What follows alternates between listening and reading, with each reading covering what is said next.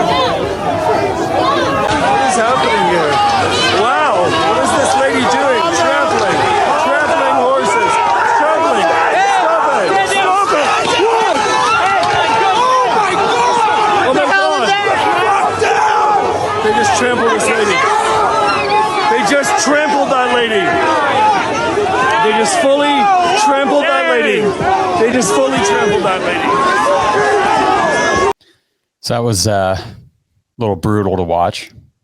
Especially considering this was one of the most peaceful protests we've ever seen. Yeah, I mean, they're literally there standing, not doing anything. Yep. And then bang. I don't see any buildings on fire. No. No windows being broken, no bricks being thrown. Yeah. No police cars on fire. Yeah. Nothing. Yep. Nothing. And they bring those horses in. And I saw the interview this week of the lady prior to being trampled. She did an interview with one of the local news stations there. And she said that she was standing there for her children who are not allowed to play sports or go to sporting events and have to wear masks in school. So she was standing there in representation of the kids. And then you see those horses actually trample her. And she said in the interview, she said, I will only be a peaceful person standing my ground to say I'm standing for freedom. And the dictator, orders these people to the police to, and how can you be a policeman and do that? It's totally demonic. It is, but I have had conversations with people over the weekend about this stuff. And we ask a lot of times, like in Germany, Nazi Germany, how did some of these law enforcement people just go along with this? Mm-hmm. Well, we're seeing it. Yeah. So I thought it was interesting though, that they, everything that happened right there, the police came in and they ended up trampling a person with horses. And it just reminded me of an incident that happened not too long ago in our country.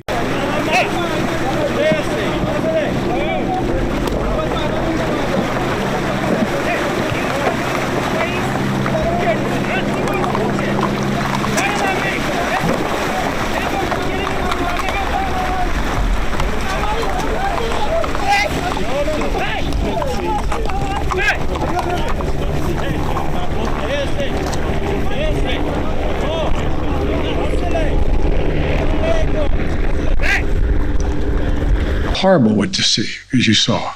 To see people treated like they did, horses barely running them over, people being strapped, it's outrageous. I promise you, those people will pay. So those comments right there, you would think maybe he was talking about what happened in Canada. Right. But no, of course not the case. Because it doesn't go along with their agenda. We say that every single episode.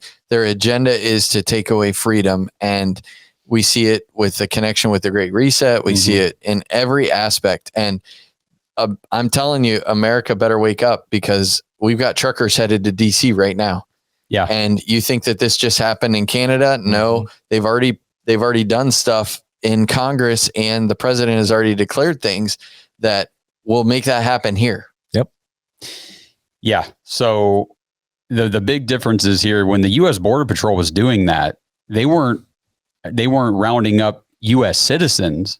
They were trying to prevent non-citizens from coming illegally, breaking the law in our country. Whereas the Canadian Ottawa police were attacking their own Canadian citizens who were doing nothing wrong, just peacefully protesting, which is their right to do. Not in this day and age. I mean, well, if you go according to what they're saying and what they're doing,